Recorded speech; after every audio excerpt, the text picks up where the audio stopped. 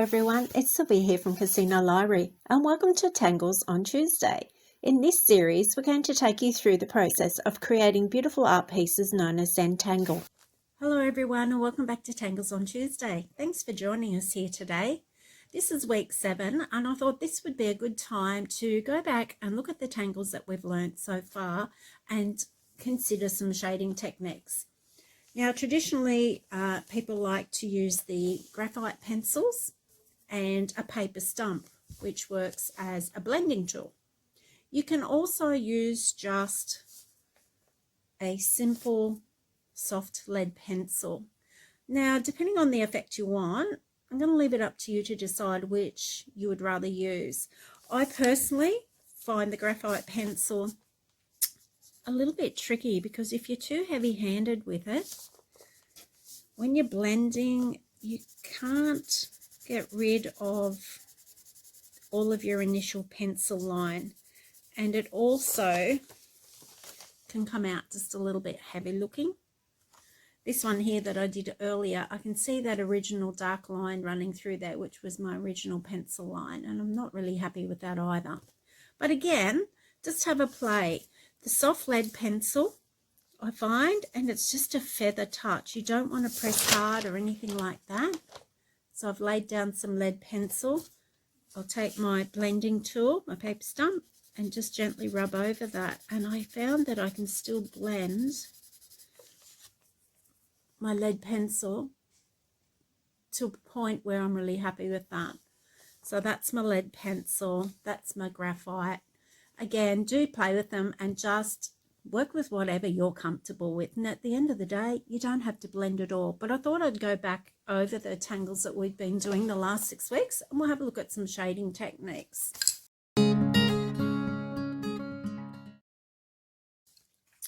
So we're going to start with Holy Bar, which was our first tangle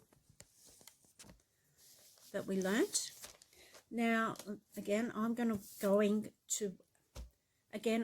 work with my lead pencil today rather than the graphite. I just get a better result for what I like the look of. Now, with your Holy Bar, we're looking at shading where our lines are all intersecting and meeting. So creating a shadow where one comes across the top of another. So you can imagine that this line traveling over the top of this one here would be creating a shadow underneath. And it's a really easy, simple technique. And what we're going to do is just gently shade some of those intersections just as if we had some shadow falling, but the shadow's falling from the top one. So I'm going to just work a little bit of lead either side of where they intersect, like that.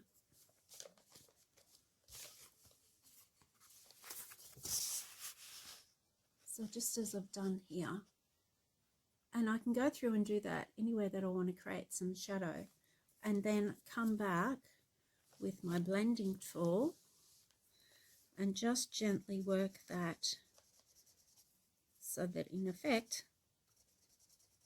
it blends in with the Zentangle I've been drawing. So it softens the effect, but it creates just a nice finish if you want to go that next step with your tangles. So I would just work my way around looking at where some of those have overlapped, and look, it's just the lightest pencil line, nothing heavy. And I can come both directions with that if I wish. Personal preference. So with this one here, I've added in some pencil lines, as you can see, just coming into the corners here to create my shadow, and then I'll blend them with my blending tool. And you can just pick these blending tools up at any, I find, places like Choice discount stores and Price Busters have a great selection of things like that.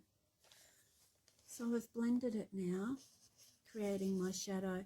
Now, it may be something you don't like the look of, and look, it's not everyone's cup of tea, but it would be remiss of me not to show you this next step in bringing those tangles to life if you wish to. And again, personal preference. As I keep saying, no right or wrong. And I would just work my way through all of those, creating these shadows where the lines meet. Remembering that the shadow is going to be cast generally by the one that's coming overhead. But hey, only I have to be happy with it. So I've added in a few more soft pencil lines in through here, and I'll just blend it, which is just gently rubbing it with your blending tool, which just softens it and gives it a bit of a, I guess you call it a bit of a glow. And you don't have to do this for every tangle. Some tangles lend themselves to it really nicely. And as I said, just leave it without. That's just going to give you an idea of how that will create a different feel to your tangle. Now, crescent moon's another great one for doing some, I guess you call it highlighting with your pencils. So coming in here where these arcs meet and form that V shape is a great place to start with crescent moon. So just a little bit of light shading with your pencil, and again, it's nothing heavy, just a really light feather touch. You can always add more, but you can't take away. That's what I like to think about. So I've added some light pencil work just in here, and I'm going to take my blending tool and gently work that, just working gently in circles, because I want to highlight that bit of a valley that's formed where those lines come down and meet, those auras. And again, it's as much or as little as you like. So hopefully you can see here that's added some highlight and some depth. It really adds some dimension to that tangle by adding that bit of blended pencil in through there. Knightsbridge, you could also do the same. It's up to you. There's lots of different options with Knightsbridge. We could just work on, say, the underside of each block that we've coloured, so just a little bit of light pencil work on the underside of those coloured ones. Say this one here, just for example, and then so you can see where I've done a little bit of light pencil work on the underside of those. Now I'm just going to blend it because it softens it, just looks much nicer. Just blending it in.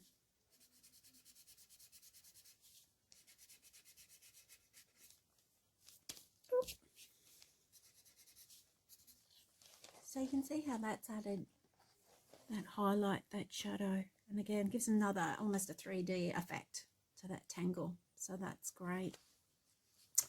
Now, tipple, you could consider shading just your larger circles. And what I would do is maybe look at the simplest way to do this would be just shading a little bit in the half circle area. So I'm not going to shade the whole lot. I want to create a little bit of light or reflection with my pencil work. So like I said, just concentrating on the larger of those, a little bit of pencil working through here, just that letter C formation, and then we'll blend it with our blending tool. So just gently working that out. You can blend it out. You'll be surprised how far you can blend. So I've just blended this one here, and you can see how far that's working in towards the circle, in towards the center of the circle, around the edges.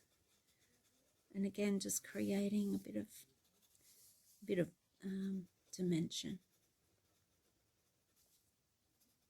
You could even, you could circle all bar the very center. So you could shade all bar the very center, so you've got, it's almost like a little bit of light reflecting off.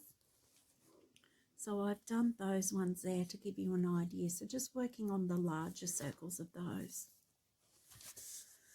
With our jetties, what we could do is do some shading, either, again, that same technique, working in these areas above and below our jetty band, working through here. We could just do the bottom half. Again, it's a matter of personal preference. So what I'll do is a couple of different ways with that just to show you.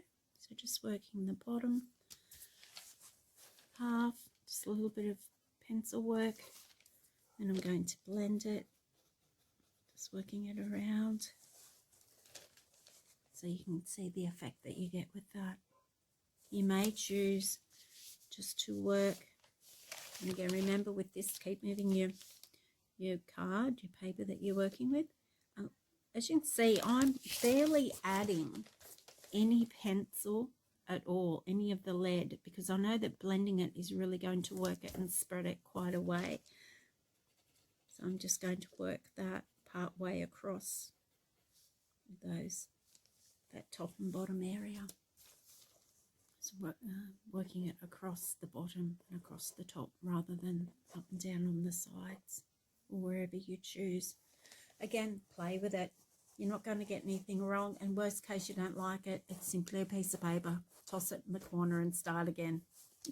Okay, so cadent. I like to create a bit of a feel with cadent as if this finished part of the tangle is sitting over the top of this one, and this one is sitting over the top of that one. So that would mean just giving a little bit of light shading to create shadow just through here and through here. So let's have a look and see. Let's have a look and see how that may look. Again, just really light pencil.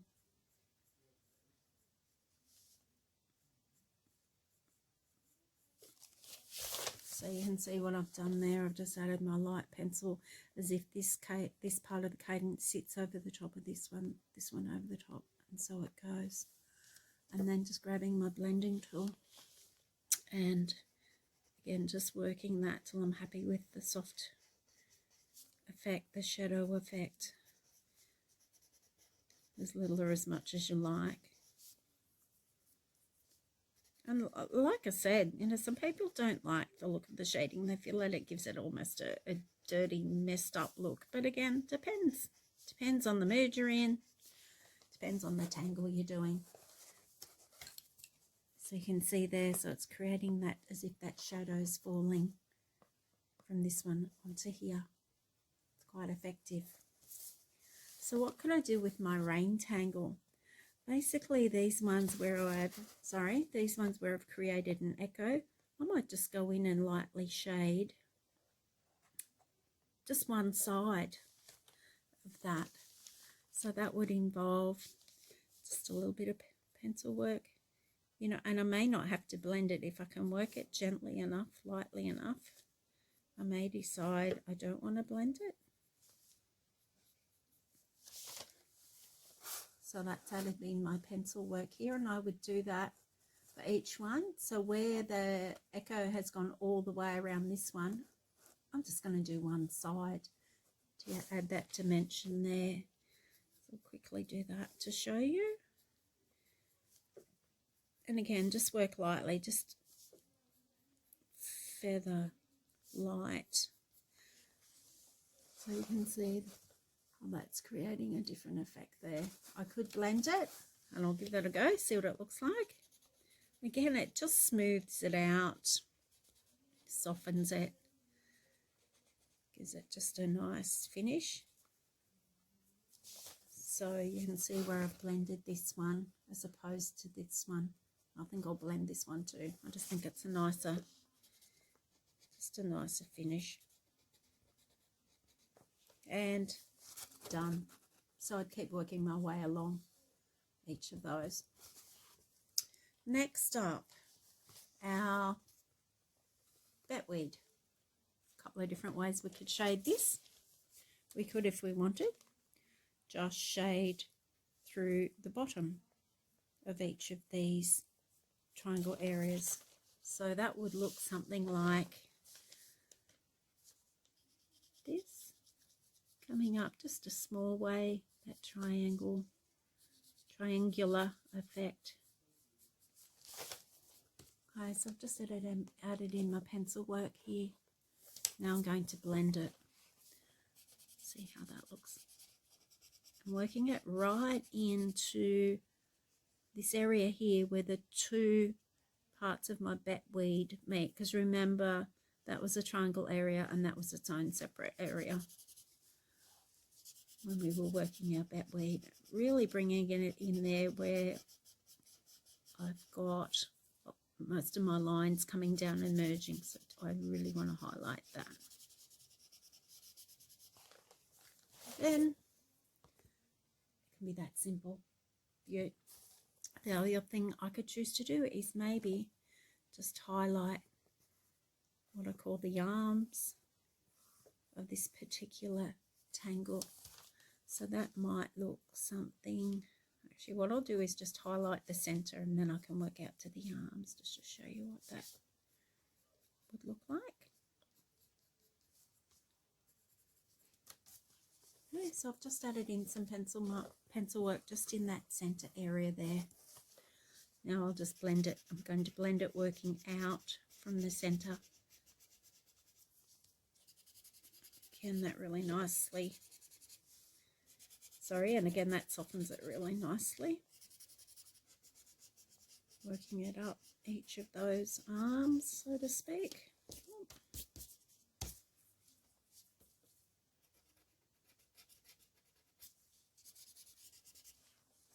So that I get an effect that just is highlighting that center area. Again, I could keep going. I could work that down. I'll just do that to show you. I could work that all the way down to the corner area. So adding in my pencil work through to here and to here. So that's the center of my triangle. And again, just blending. So you're barely touching your paper when you're adding your pencil in initially. And just blending it out. So I'm highlighting that part. And I would continue that all the way around. So hopefully that gives you some ideas. Okay, this is Munchin. With Munchin, basically I'd look at where my lines have all met. So here where I can see those darker areas where my pen work has come and merged together, that would be a natural point to highlight.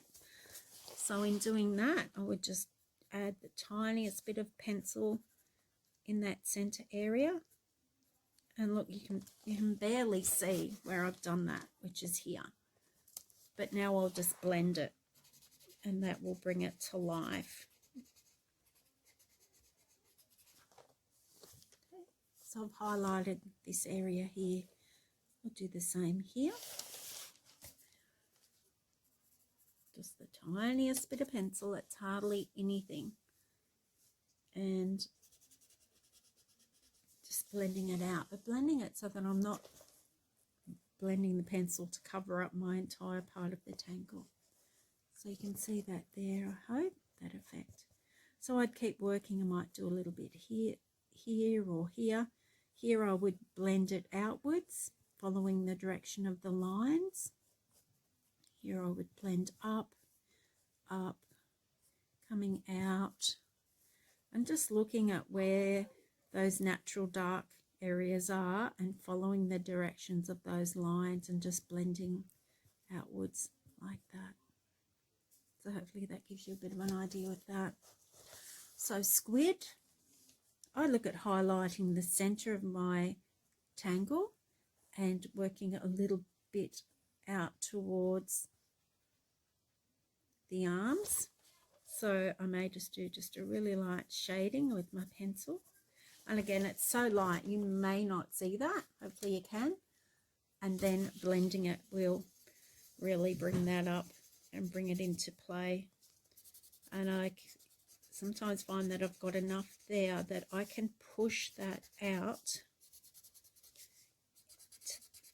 from the center to those areas where those other little circles or beads, look like little beads, are sitting. But again, I'm only just working out from the center. I'm not taking it all the way. I just want to add that little bit of definition. So that's what that might look like for you. So last week, that just leaves us with packs that we did last week. So where I did these fine lines in these areas here, I may choose to do some blending instead. So that would look something like a little bit of light pencil in those spaces. So working my pencil in through these spaces here in between each petal, you might call it. Then taking my blending tool once again and just gently working that to smooth it and to soften it. As I said, I just find it a bit easier for myself with the lead pencil. I just get a little bit better effect, a bit more control over what I'm doing. So that's what that would look like if you chose that option. You may choose to add a bit of pencil work on the back of that curve. You might want to highlight that. So say working with these ones up here, a couple of things I could do. I could add some pencil on the back curve. So on that area there. And then just blend that. And again, there's no way you're going to keep this inside the line, so don't even try. If you do, great, but that's rarely going to happen. So adding that highlight there, or I might choose to add it on the inside of that arc. So coming in and adding a little bit of pencil line in here and blending that to create that depth. So you can see the difference between adding my highlight on the back of the arc and adding it to the underside. Again, matter of personal preference. Adding it in these gaps here as opposed to doing my lines. Again, play with it. It is so up to you. This one here, if I wanted to, I could just add a little bit of pencil work through the center like that and just blend it. Let's give that a bit of a highlight. So a couple of more ideas. Now with floors, you might be thinking, what could you possibly do with that? But there are a couple of different ways you can work with floors. You can choose to highlight each of these. So depending on whether you chose to do the fuller shape extended out like I have here, or this smaller one not shaded at all, that's entirely up to you. But what I would do is start looking at, perhaps I could shade 1/2 of those. So when I say 1/2, just two sides. So adding in my pencil work here and here and here and here, so just that 1/2, and then blending it just ever so lightly.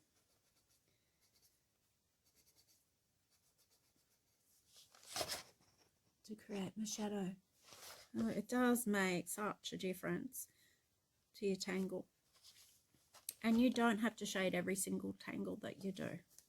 The other option is to shade under each line here, or on the side, or look, you could go both ways. You might want to go on your side and underneath, so an L shape.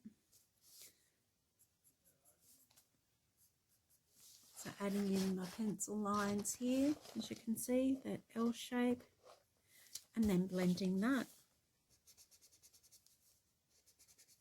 Just smoothing it out.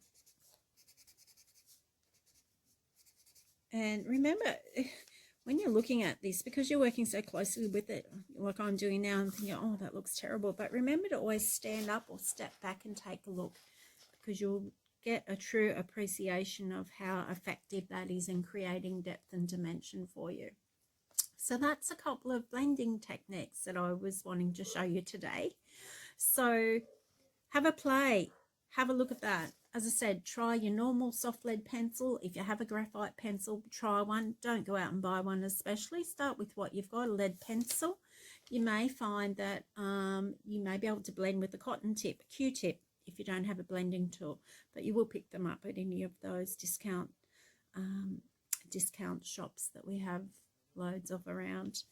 Okay, so thank you. So that's some shading. So this is my finished challenge tile from last week. I've kept it really simple.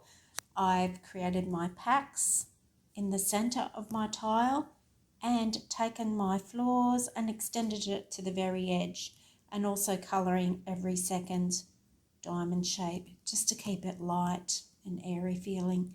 So I'd love to see what you've created, so please upload yours in the comments below.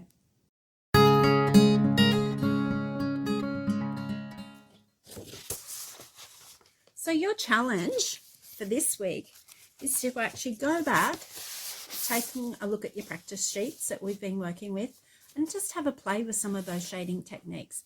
Don't be afraid. You can't make a mistake. I promise you, you cannot make a mistake. And like I said, worst case, you don't like it, you throw it in the corner and you start again. We've all done that, trust me. But just see what you can come up with. And by all means, please share your work in the comments below. We love to see what your creations look like.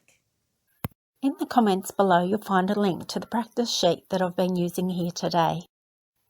If you're unable to access these from your computer at home, we'll make some packs available. All you have to do is give us a call on 666 00 250 and give us a day or two to get those ready for you. That pack will also include some pre-cut 3.5 by 3.5 inch tiles to get you started. We also have a Hobbies and Crafts Reference Centre, which is a part of our e-resources that are available on our library website. And remember, if you'd like to receive instant updates when new content is added to our YouTube channel, please click the subscribe button. Thanks for joining us here today, and we'll see you next week for another Tangles on Tuesday.